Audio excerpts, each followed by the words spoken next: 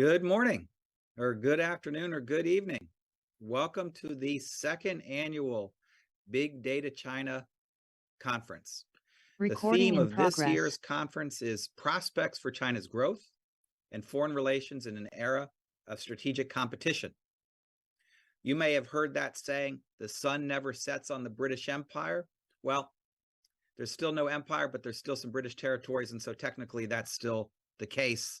But more importantly, the sun never sets on Big Data China. We are available wherever you are, 24/7 around the world, programming brought to you by CSIS and Stanford University for your viewing pleasure whenever and wherever you are. Before I get even more carried away, I want to turn things over to Scott Rosell, economics professor at Stanford University, co-director of Stanford Center on China's Economy and Institutions, and our partner for the Big Data China Initiative. Scott, over to you. Thank you, Scott. I'm in part of the across the water there from my hotel is Gulangyu, one of the parts of the British Empire for a while, but I'm over in China. But it's good to be here, and Scott and your team, thank you for doing this. We think this is very important. It's sort of a nice conclusion to a year of Big Data China. Let me just tell you a second about who we are, Stanford Center on China's Economy and Institutions. We're sort of the home for empirical multidisciplinary research on China's economy. That's database, using data to look at China and China's relationship with the rest of the world. We also try to create transformative student experiences and advance the public understanding of China's economy and impact on the world. That's what we do with CSIS to the business community in the U.S. and to the policy community. And Scott and his team are fantastic. Part of our impact work, we also, with CSIS, we leverage data-driven research from scholars around the world. We're really trying to inform policy debates and drive impact and put us on a foundation that's based on what's really going on. So today, Scott and his team put it together a fantastic program. I'm looking forward to it, and I'm going to turn it back to you, Scott, and I'm going to watch it from over on this side of the world. Well, thank you, Scott. Today's discussion is divided into four components. First, you'll hear a keynote address from Sean Stein, who is chairman of the American Chamber of Commerce in Shanghai. And then we'll have three panel discussions on China's economy, on scholarly exchange between the US and China, and on Chinese foreign policy.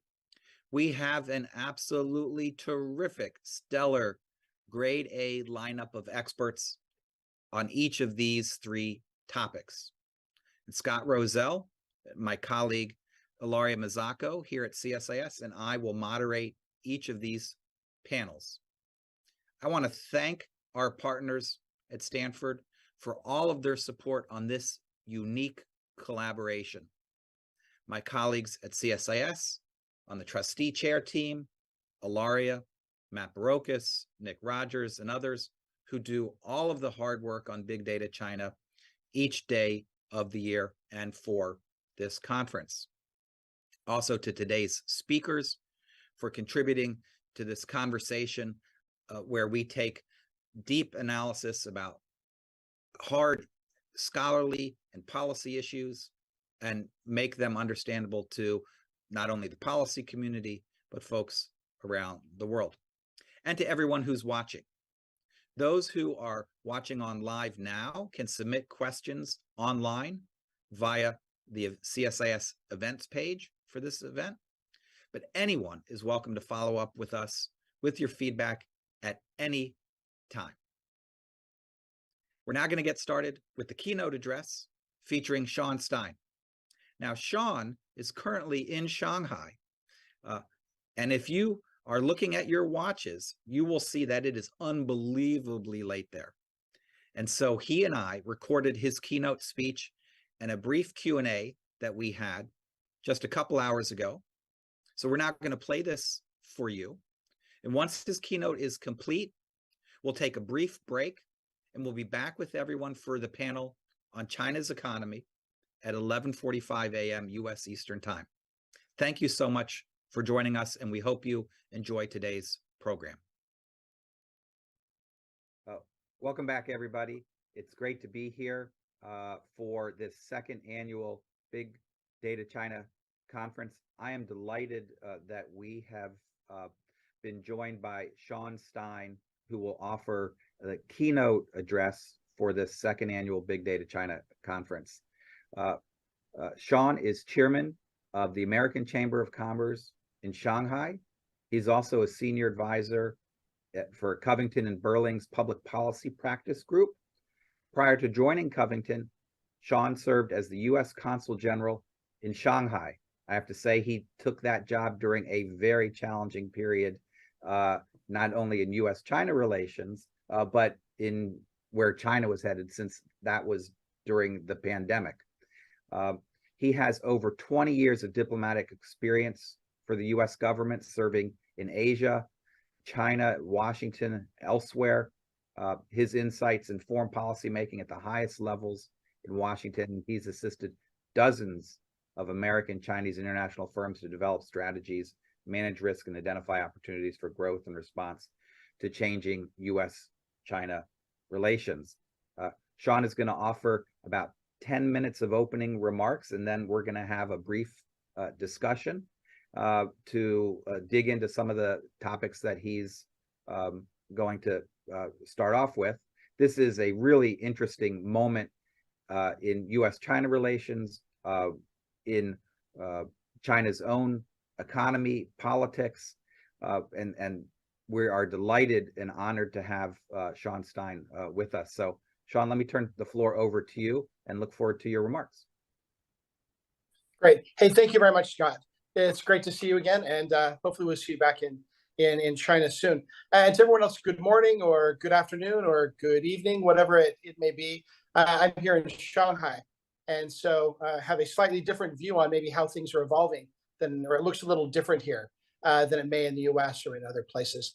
But in any case, it's an honor to be participating in this conference that's talking about some really important issues that we talk about a lot on the ground here, about the economy, about how do you manage scholarly exchanges, and one that comes up a lot is China's foreign policy, its relationship with Europe and with other countries. So really important issues. So I look forward to seeing the rest of the conference.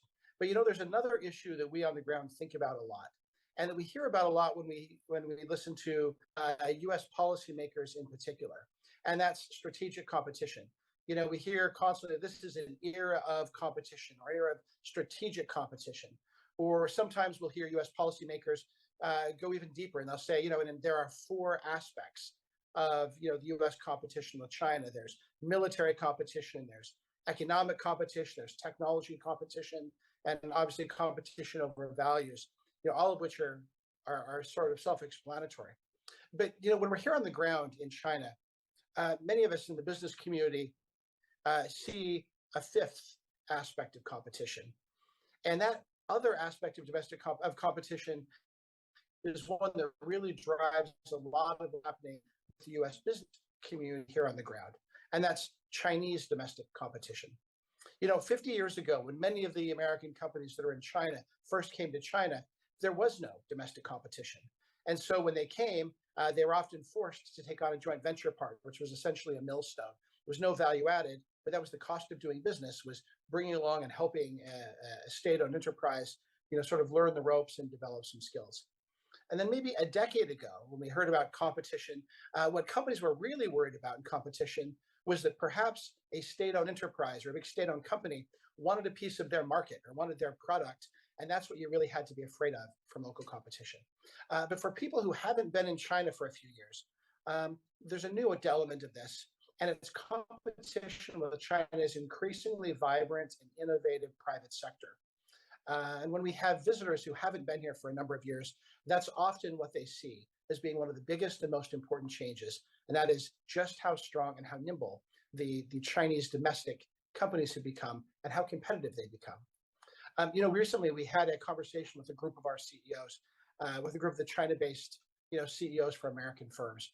And one of the topics was, what keeps you up at night? What makes you worry? What are you losing sleep over? And one of them said something really interesting that everyone you could see nodded along in agreement. And that was, he said, if I were to listen to my headquarters, what I'd be worried about is various risks like security, or maybe Taiwan, or maybe the US-China relationship. But what I really spend my nights worrying about is all of the little companies that I don't even know about that are staying up late, working hard with smart people, trying to figure out how to disrupt one of my products, or how to disrupt one of my business units, or how to disrupt my operations. And for now we're ahead, but that may not always be the case. And again, as I said, around the room, that was sort of the nods that, yeah, that's where the real risk is. So in 2022, a year and a half ago, we asked the 1,000 members of AmCham Shanghai what they saw as the biggest risk to their business over the next 3 to 5 years. And, I don't know what you think the answer was, but often if you listen to policymakers, you listen to others talk about it, you would think that maybe it's IP, or maybe it is, other issues like the US-China relationship. But what came out as the number one answer, 52% of the companies said their number one risk over the next 3 to 5 years was domestic competition. So this year, we tried to dig a little bit deeper, and we asked our members to identify the factors or the things in China that cause either an impediment or a serious impediment to their ability to operate and be profitable. Well, unsurprisingly, the number one answer for a serious impediment, with over 33% of our companies, is domestic competition. And so we wanted to look a little bit about where is the domestic competition coming from and what does it mean? And so we then followed up and we asked a series of other questions. And that was, we had companies compare, what are we good at? What are American companies good at? Where are we strong? And where are Chinese companies strong? Now, obviously in a survey, it's not going to capture all of the nuance, meaning it's going to vary by industry and it's going to vary by sector. But in general, there were some interesting trends that I think are worth paying attention to. The first is the good news. 75+% of our companies believe that their products are superior to that manufactured by local companies. So quality and other aspects of making a good, solid product, American companies believe that they're far ahead of the Chinese competition. And similar to that, they believe that they're far ahead and far superior in their ability to do product development and to develop good products with quality and cost control built in. But that's really, from a competitive point of view, where the good news ends. If we look at other important factors, they see in all the other areas we surveyed that the Chinese domestic companies are ahead. So what am I talking about? So just like we had 75% of our companies saying their products are better, 75% of our companies said that Chinese companies can beat them and have better speed to market. We also had a majority of them that said that Chinese companies are better at adopting digital strategies. They're better at adapting and adopting new technologies. And they're better at marketing, and they're better at getting permits and licenses. And so we see that while American companies still have some very strong advantages, Chinese companies have also got advantages. And so it's not surprising that we're increasingly see that as part of their development and growth strategy, more and more companies are looking for strategic partners or joint venture partners, or trying to find ways to work closely with Chinese companies to help fill in some of the gaps. And so what do I mean when I say speed to market? Again, just today, we had a conversation with the CEO of a major manufacturing company. And he gave an example. He said, in the past, when we've bid on to supply a component to a Chinese company, we would build in 3 months to do our design and our prototyping. Well, that now has to change, he said, because the Chinese competition is often doing their design and prototyping and are promising delivery of the sample product within 7 days. So it's requiring a fundamental rethink of the way they operate. So, in September, I was back in Washington with some colleagues from AmCham. And a question that we got quite repeatedly was, why do American companies need to be in China? What are you doing there? Why is that good? Well, this is part of the answer. Because if our companies are not on the ground in China, they're not seeing the incredible innovation that's taking place. They don't see what's coming down the pipeline. And they also don't have the opportunity to get tough and strong in what is, in many areas, one of the most competitive, if not the most competitive markets on the planet. They're also learning new skills and learning and developing technologies and approaches that they're taking around the world. And so if our companies aren't here, then they're not going to be competitive around the world for very long. And then finally, one of the points we raised is that, and if American companies weren't here and weren't active in China, then what's the alternative? And increasingly, what that alternative is, it isn't the Chinese market will go without. It's that the American companies and the niche they fill in the industrial ecosystem will be backfilled by the Europeans, by the Japanese, or increasingly likely by Chinese companies themselves, who will then become stronger to compete with them around the globe and undermining the competitiveness of the American companies. And so what we've seen, what we believe, is that in an era of strategic competition, the United States can't compete economically with China if our companies can't compete effectively in China. So that's a challenge for all of us, to boost and maintain our advantages and our competitiveness in China. Thank you. Terrific. Well, Sean, that was really powerful remarks because it's super helpful to have a perspective from on the ground, from a seasoned veteran, as well as from your companies who face these challenges every day. And this really gets the conference off to an excellent start. Let me see if I could follow up with a couple questions to try and dig in. First of all, you are joining us from Shanghai. I've traveled back and forth to China several times recently, as have others, but there's still folks who haven't. Can you talk a little bit about just sort of the feel of going back and forth, and to what extent things feel normalized through the travel process and just being on the ground? I've been, since China reopened, I think on January 8th or January 9th, I've been in and out 11 times. And as recently as 2 days ago, I came back into China. And so now the process of coming in through immigration and all of that is very normal. It feels very much like it did pre-COVID. But that's relatively new.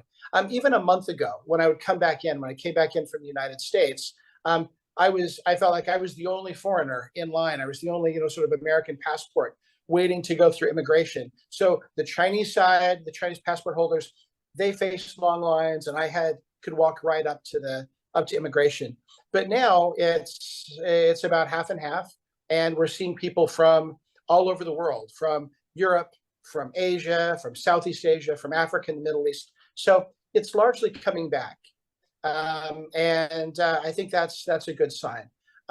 Business is also feeling much more normal. It's no longer unusual to see visiting delegations, visiting CEOs, etc. So it's starting to get back to normal, which I think is enormously positive. I think we've seen that on the academic side. There's still a little challenge, partly because for logistics, tickets are still expensive. Partly there's still concerns about access to doing field work or certain kinds of data and things like that. But compared to where it was several months ago, I think the trajectory is relatively similar. Since you focused on the economy, let me ask a little bit about that, because and this may be a difference of going to Beijing versus going to Shanghai. But in Beijing, you hear a lot about low business confidence, about the policy environment in China, about politics. You also hear about debt, you hear about demography, you hear about real estate, Evergrande, et cetera. But you just described an environment in which there should be high confidence because the Chinese private sector is innovating, growing, becoming much more competitive. How do you balance or deal with the potential contradiction between that macro environment that we read about and that you hear amongst the policymakers in Beijing and others there, and what you just described? Yeah, I would describe it in a couple of different ways. First thing I would point out is that one thing that strikes me and that we talk about a lot on the ground here is that the perception of what's happening in China, in the United States, is the ultimate lagged indicator. That often what people feel like is happening in China, back in the States or back outside of China, is often 6 months, a year, or even farther behind. And so I think that would be the first thing. The second thing I would point out is that in Shanghai in particular, what we're seeing in the sort of the buzz among companies is that where you are and what sector you're in really is going to define a little bit or a lot how positive and how optimistic you are. And so if your area in the consumer goods, what people are seeing is the numbers show that consumers have the money to spend, but that they're reluctant to do so. So expenditures are lower. They're buying, premiumization goods. They're going to cheaper goods, but in a more premium sort of way. So instead of buying the cognac, they're buying a premium beer, or they're going to, nicer restaurants instead of doing other things. And so there are sectors where they're really feeling this crunch on consumer spending, and there's not any end in sight where people can say, here's where the consumers are getting more confidence. They're worried about debt. They're worried about their housing value, and they're worried about their job security. But what we are seeing also, though, is we're seeing, compared with 6 months ago, companies who were manufacturing and supplying to China's export machine, to the companies that were really, sort of pushing exports around the world, those companies were in real bad shape, and they were all reporting that exports are way down, and so therefore their business is down. What we're hearing now is the companies in the sectors that are involved in exports are starting to pick back up, and they're starting to see some light at the end of the tunnel. We're seeing in other sectors, so industrial, in services and investment, we're also seeing a pickup on the Chinese side that seems to make us think that the worst of the economic malaise is over. So while we don't think we'll ever get back to the years of 7-8% growth, or maybe even 5-6% growth, I think people are now sort of resigned to, we're in the era of 1 to 3% growth, which in an economy this large still creates an awful lot of opportunity for foreign companies in the right niche. Just a couple weeks ago, Presidents Biden and Xi met in San Francisco. After 13 months prior, they had met in Bali, and this meeting had as much attention on it as the APEC summit that brought together 20 plus leaders. What's your reading of the results of their meeting in San Francisco? What's it mean for American businesses in China? Yeah, it's interesting because the headlines that we saw here was Xi Jinping's speech and the fact that the dinner happened. But then when we talked to business leaders here, what they thought was even more interesting was Gina Raimondo's speech.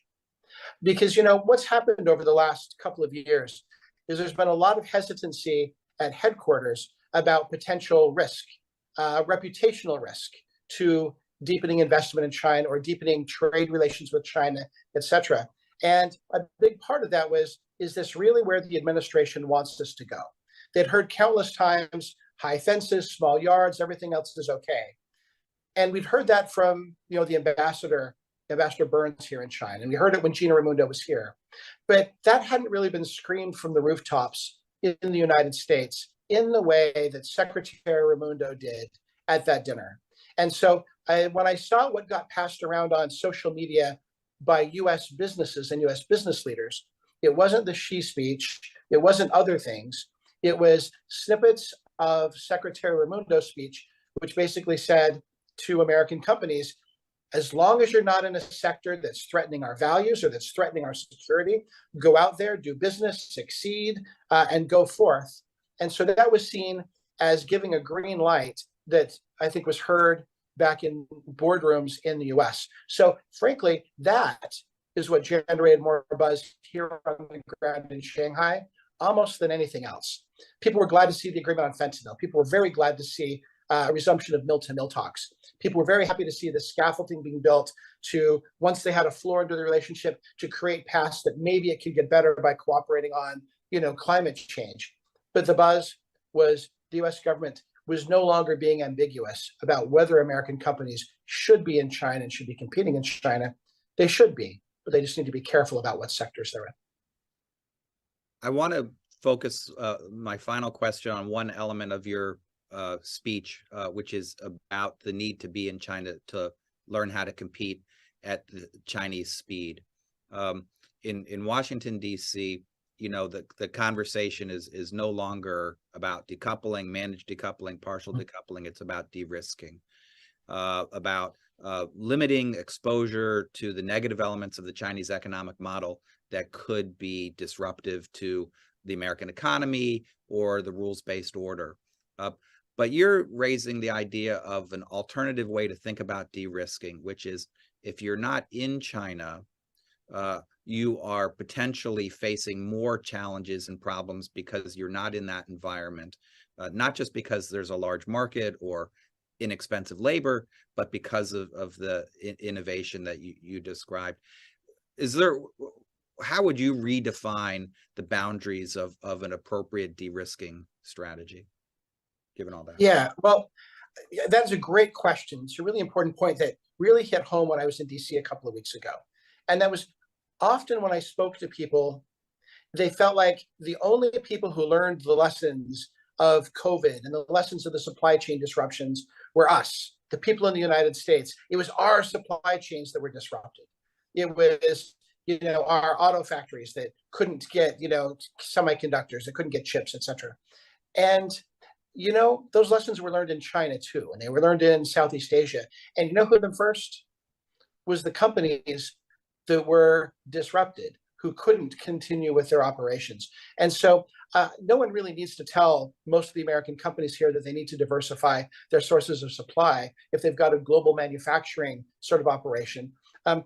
Almost no companies I know are investing in new capacity in China to serve the US market or to serve foreign markets. Instead, they're investing to serve the China market, and they're investing elsewhere to ensure they've got alternate sources of supply for Europe or for the United States and for other markets.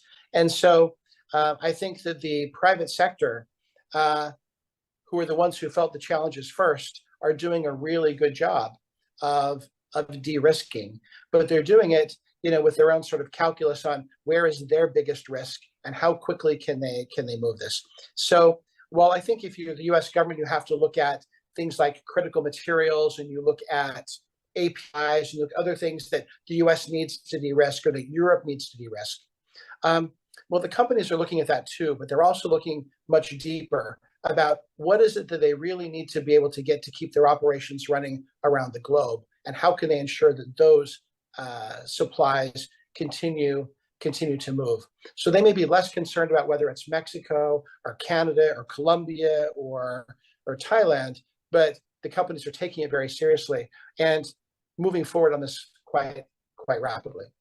So my last thing I would say on that is we just had a conversation with the China-based CEO of a large US manufacturing company.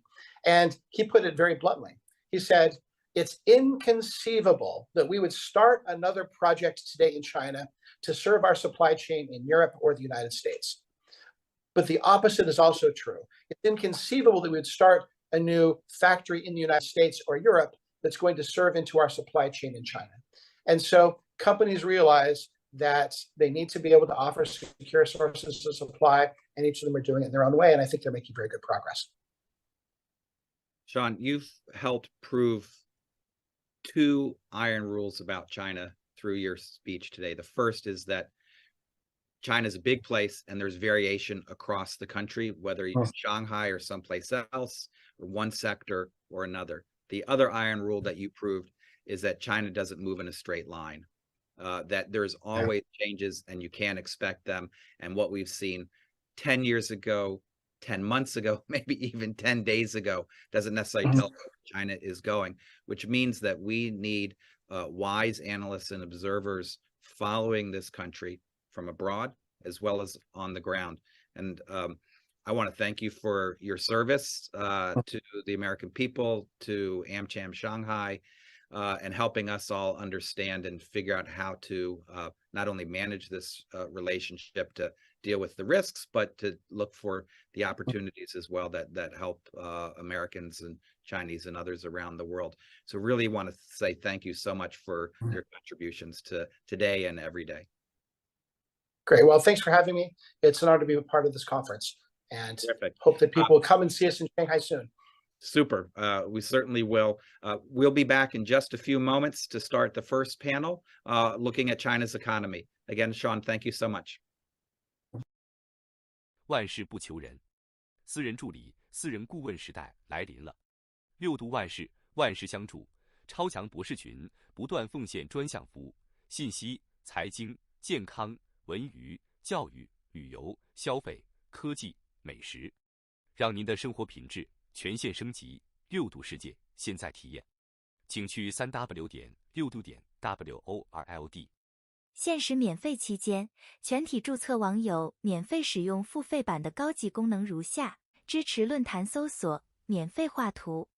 第一步，点击右上角最左边的机器人符号开始对话，像图片中红框中的那样。第二步，如图选择六度万事，我们未来将推出更多的 AI 供大家选择。然后就可以与六博士悄悄畅谈了。还支持论坛内部信息搜索哦。您还可以让六博士做你的助手，帮你绘制漂亮图片。最后可以点击添加好友进来，一起与六博士工作。一起来3w.6度.world尝试吧。